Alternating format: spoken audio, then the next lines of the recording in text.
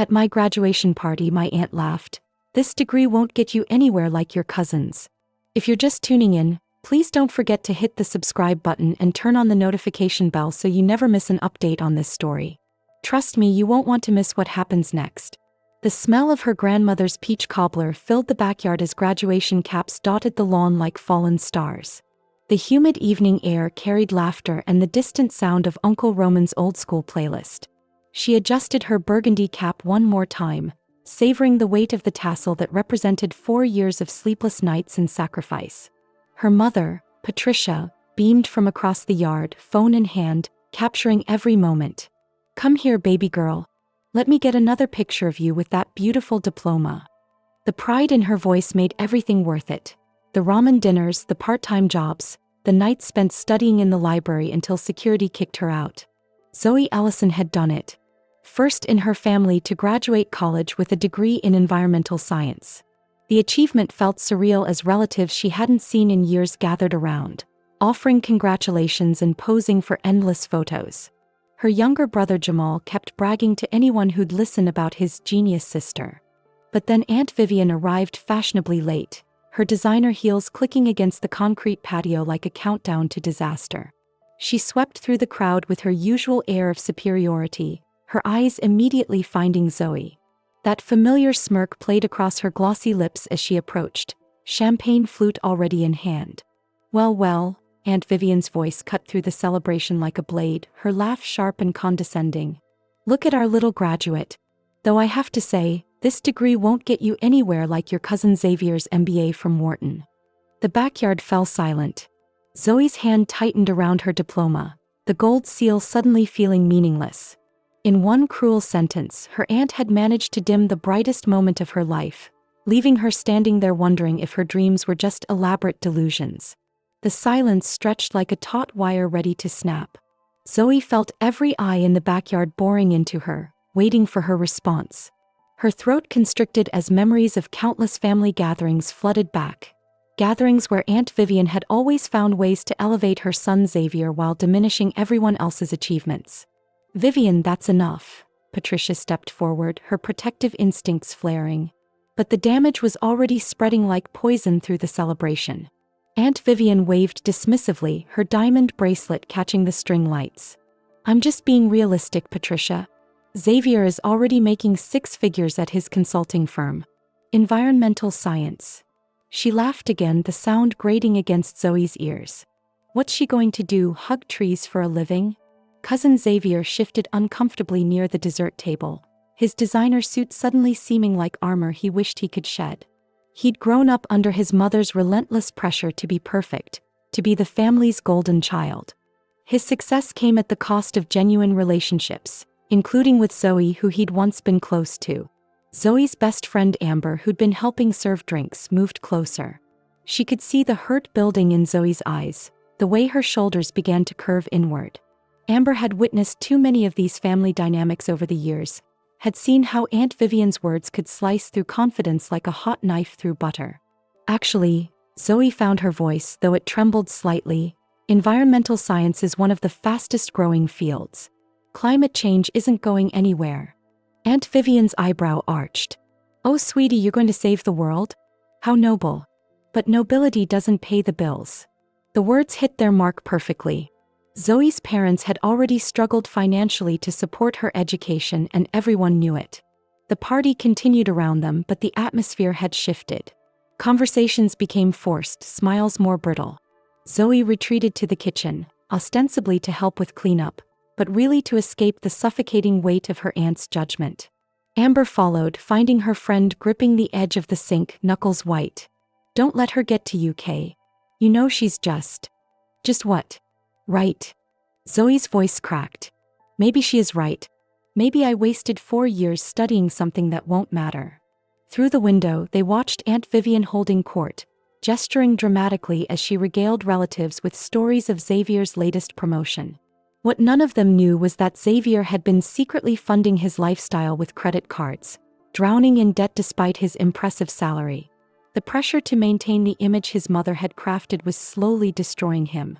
Patricia entered the kitchen, her face tight with anger. "That woman has some nerve." "Mom, it's fine." But Zoe's eyes betrayed her words. No, it's not fine. She did the same thing to me when I graduated high school, told me secretarial school wasn't real education. Patricia's hands shook as she arranged leftover cake slices. I should have said something then, and I should say something now. Outside, Uncle Roman had cornered his nephew, his voice low but urgent. Son, you look stressed. Everything all right with work? Xavier's jaw tightened. His grandfather had always been perceptive, seeing through the carefully constructed facades the family maintained. The truth was, Xavier hadn't slept properly in months, surviving on energy drinks and anxiety medication his mother didn't know about. Everything's perfect, Grandpa, Xavier lied smoothly, the words tasting bitter. The old man's eyes narrowed. After 40 years in construction, he could spot a weak foundation from miles away. Later that evening, as guests began filtering out, Zoe helped her parents clean up the debris of her ruined celebration. Paper plates stained with barbecue sauce and crushed plastic cups told the story of what should have been a perfect night. Her father, Robert, had been unusually quiet throughout the evening. Now, as he stacked chairs, his movements were heavy with something more than exhaustion. Daddy, you okay? Zoe asked, noting the way his shoulders sagged. Robert exchanged a loaded glance with Patricia. The kind of look that passes between couples who've shared decades of struggles and secrets. Patricia nodded almost imperceptibly and Robert's face crumpled slightly. Baby girl, we need to tell you something. His voice was barely above a whisper. Zoe's stomach dropped. In her family, conversations that started this way never ended well. Your graduation party tonight, all this, Robert gestured around the yard. We paid for it with money we'd been saving. What money? But even as she asked, Zoe felt the truth settling in her bones like ice. Patricia sat heavily in a lawn chair, suddenly looking every one of her 53 years. Your wedding fund, sweetheart. The money we'd been putting aside since you were little, for when you found someone special. The words hit Zoe like a physical blow. For years, her parents had mentioned the modest fund they were building for her future wedding. Nothing extravagant, but enough for a nice ceremony. It represented their dreams for her happiness, their faith in her future. We wanted tonight to be special, Robert continued, his voice breaking. After what happened with the scholarship falling through senior year, after watching you work those double shifts at the restaurant. You deserved a celebration worthy of your achievement, Patricia finished. Zoe stared at them, processing the magnitude of their sacrifice.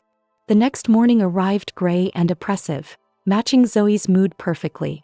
She'd barely slept, tossing and turning as guilt gnawed at her insides. Her parents had sacrificed her future wedding fund, money they could barely afford to save, just to throw her a graduation party that Aunt Vivian had ruined in less than 5 minutes. Downstairs, she found her mother at the kitchen table, surrounded by scattered bills and bank statements. The harsh morning light revealed the stress lines around Patricia's eyes, the way her hands trembled slightly as she calculated and recalculated numbers that refused to add up. Mom. Zoe's voice was small. Patricia looked up, quickly shuffling the papers into a pile. Morning, baby. You want some breakfast? How much? Zoe asked quietly. How much what? How much of the wedding fund did you spend? Patricia's facade crumbled. All of it. $12,000 over 18 years. The number hung in the air between them like an accusation. $12,000. Not a fortune by most standards, but for the Ellison family, it represented countless small sacrifices. Skipped dinners out, second-hand clothes, vacations that never happened.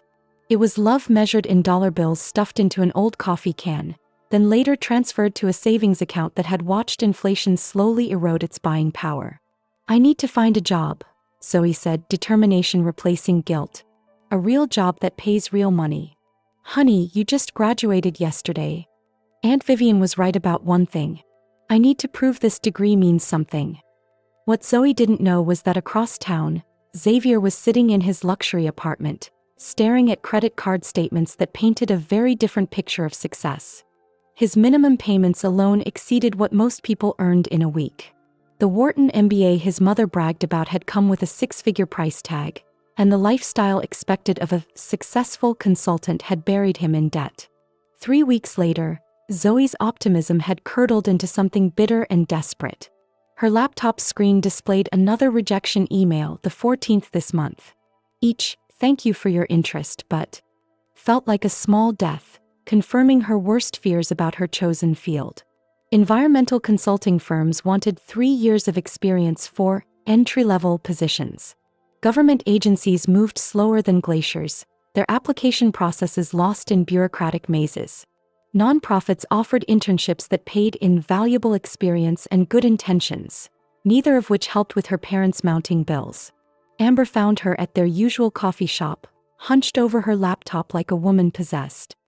"Any luck today?" "Define luck," Zoe muttered, scrolling through job boards with the mechanical precision of desperation. "I've applied to everything from park ranger positions to corporate environmental compliance jobs. Half of them don't even respond." At the next table, 2 women in business suits discussed their 6-figure salaries with casual arrogance, their voices carrying just enough for Zoe to catch every painful detail. One mentioned spending Zoe's parents' entire wedding fund on a single weekend in the Hamptons. "Maybe you should consider expanding your search," Amber suggested gently.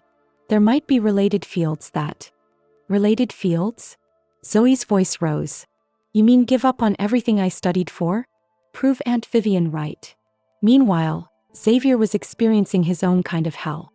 His mother had scheduled another family dinner, another opportunity to parade his supposed success. But his American Express had been declined that morning, and his savings account had exactly $17. The consulting firm expected him to wine and dine clients on his own dime, then reimburse him months later, if at all. He stared at his phone, Zoe's number highlighted. When had he last actually talked to his cousin? When had ambition replaced family? Xavier's call came at 2 a.m., jarring Zoe from restless sleep. His voice was barely recognizable, raw, stripped of its usual confidence. "Zoe? I know it's late, but I need to talk to someone." She sat up, instantly alert. Despite their complicated family dynamics, she'd never heard Xavier sound so broken. "What's wrong?" "Everything." The word came out like a confession. "The job, the money, the pressure. I'm drowning, Kay. I'm literally drowning." Over the next hour, Xavier laid bare the truth behind his polished exterior. The crushing debt, the anxiety attacks, the way his mother's expectations had become a noose around his neck. He'd built his entire identity around being the family's success story, but success felt like quicksand. "I haven't slept properly in months," he admitted. "I keep thinking about Dad's old construction business, how happy he seemed coming home dirty and tired. When did we decide happiness wasn't enough?" Zoe listened, processing this revelation. The cousin she'd envied, the golden boy held up as the standard she could never reach, was falling apart behind his designer suits and corporate buzzwords. "Why are you telling me this?" she asked, not unkindly. "Because you're the only person in this family who actually chose what she wanted to study. Not what looked good on paper, not what impressed people at dinner parties. You followed your passion." "My passion isn't paying the bills, Xavier. Neither is mine. The difference is yours might actually matter someday." They talked until sunrise, 2 cousins bridging years of manufactured competition with honest conversation. By morning, they'd hatched a plan that would either save them both or destroy what little stability they had left. "You know," Xavier said as dawn broke, "maybe it's time someone told Mom the truth about her perfect son."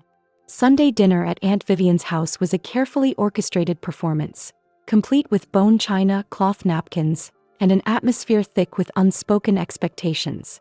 Zoe hadn't attended one of these command performances in over a year, but Xavier had insisted she come. "I need backup," he'd said. "And it's time this family faced some truths."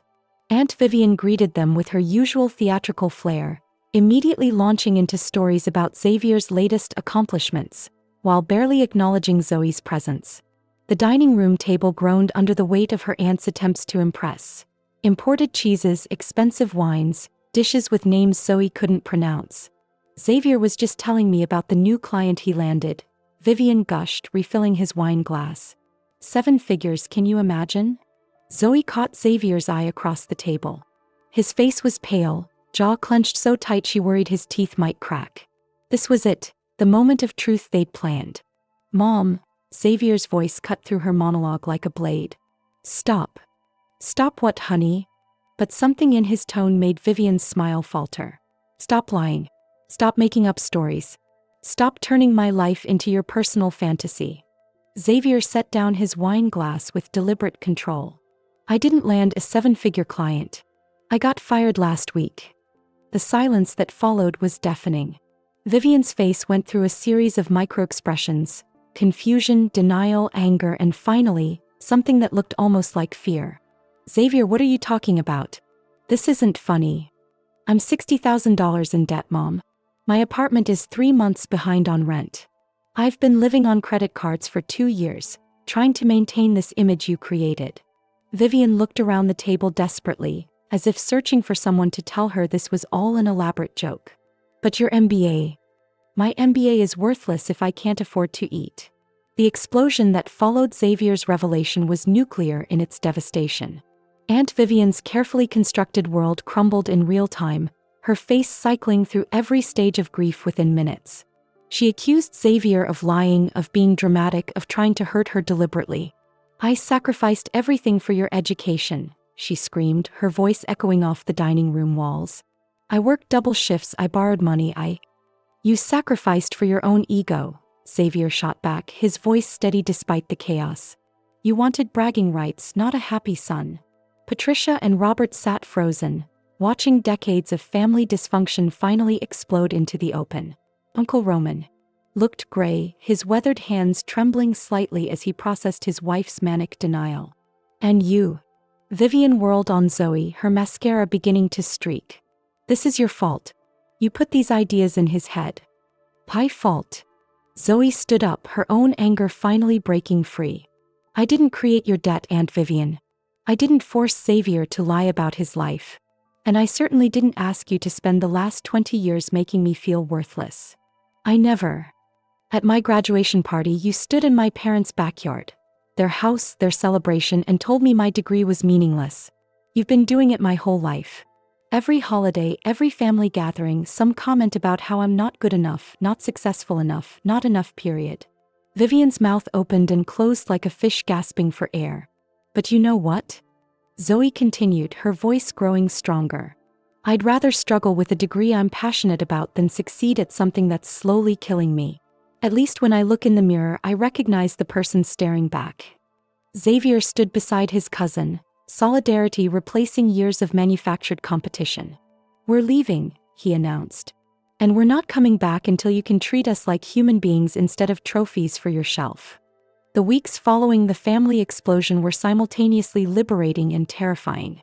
Zoe and Xavier had burned bridges they weren't sure they could rebuild, but for the first time in years, they could breathe without the weight of impossible expectations. Xavier moved in with his grandparents temporarily, swallowing his pride to accept help while he figured out his next steps. Uncle Roman welcomed his grandson with quiet understanding, having watched his wife's ambitions poison their son's happiness for years. Your grandmother and I, we built this house with our own hands, the old man told Xavier as they sat on the front porch. Took us 15 years to pay it off. But every nail, every board, every drop of sweat was ours. That kind of satisfaction, you can't buy it with credit cards. Zoe, meanwhile, had taken a part-time job at a local environmental testing lab. Not the glamorous consulting position she'd dreamed of, but real work in her field. The pay was modest, but her supervisor, Dr. Sarah Robinson, saw potential in her dedication and knowledge. Most graduates come in here thinking they know everything, Dr. Chin observed one afternoon as Zoe carefully calibrated water samples. You listen, you learn, you ask questions. That's rarer than you might think. The work was methodical, sometimes tedious, but Zoe found peace in the precision required. Each test result was a small piece of data that could eventually contribute to larger environmental protections. It wasn't saving the world overnight, but it was meaningful. Her parents were struggling with their own adjustments. Patricia had started working extra hours at the hospital where she did medical billing, trying to rebuild their depleted savings. The wedding fund was gone, but somehow that loss felt less crushing now that they understood the true cost of family expectations. Maybe we were saving for the wrong thing anyway, Patricia mused one evening. Maybe we should have been saving for your happiness instead. 3 months into her lab job, Zoe was analyzing soil samples from a proposed development site when she noticed something alarming. The heavy metal concentrations were far above safe limits, levels that could pose serious health risks to anyone living in houses built on that land. She double-checked her work, ran additional tests, consulted reference materials. The results were consistent and terrifying. The development company had either ignored previous environmental assessments or never conducted them at all. Dr. Chen studied Zoe's findings with growing concern. This is exactly the kind of contamination that gets swept under the rug until people start getting sick. Good catch. What happens now? Now we do our job. We report it to the EPA, the state environmental agency, and we document everything meticulously. Companies hate paying for cleanup, but that's not our problem. The case that followed thrust Zoe into the spotlight in ways she'd never expected. Her thorough documentation and careful analysis became the foundation for a major environmental enforcement action. The development company faced millions in fines and cleanup costs, and the local community was protected from unknowingly moving into contaminated homes. Local news picked up the story, and Zoe found herself being interviewed about the importance of environmental testing. Her articulate explanations and obvious passion for the work caught the attention of several consulting firms that had previously ignored her applications. Xavier watched his cousin's interview from his grandfather's living room, pride swelling in his chest. "Look at her," he told his grandfather. "She's actually making a difference." "Always knew she would," Uncle Roman replied. "That girl's got steel in her spine just like her mama." Meanwhile, Xavier had been working construction with his grandfather's old crew, rediscovering the satisfaction of physical labor and honest work.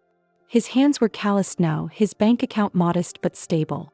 For the first time in years he slept through the night. The environmental consulting firm of Morrison and Associates was nothing like the sterile corporate offices where Xavier had once worked. Plants lined every windowsill, recycling bins were actually used, and the dress code favored function over fashion.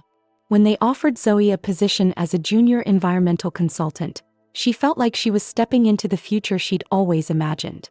Her first major project involved assessing contamination at an old industrial site, work that required both scientific expertise and the ability to communicate complex findings to non-technical audiences. Zoe excelled at both, her natural empathy helping her explain environmental risks to worried community members while her scientific training ensured her assessments were bulletproof. 6 months later, she was leading her own projects and earning more than she'd ever imagined possible with her worthless degree. The irony wasn't lost on her when Morrison and Associates asked her to consult on environmental compliance for a major consulting firm, the same type of company where Xavier had worked himself into debt and despair. Xavier had found his own path to redemption. His construction experience, combined with his business education, made him uniquely qualified to work in sustainable building practices. He'd started a small company specializing in environmentally conscious renovation and construction, filling a niche that larger companies often ignored. The work was physically demanding and financially modest compared to his old salary, but Xavier had never been happier.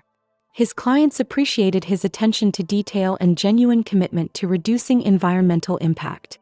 Word of mouth brought steady business, and he was building something real, both literally and figuratively.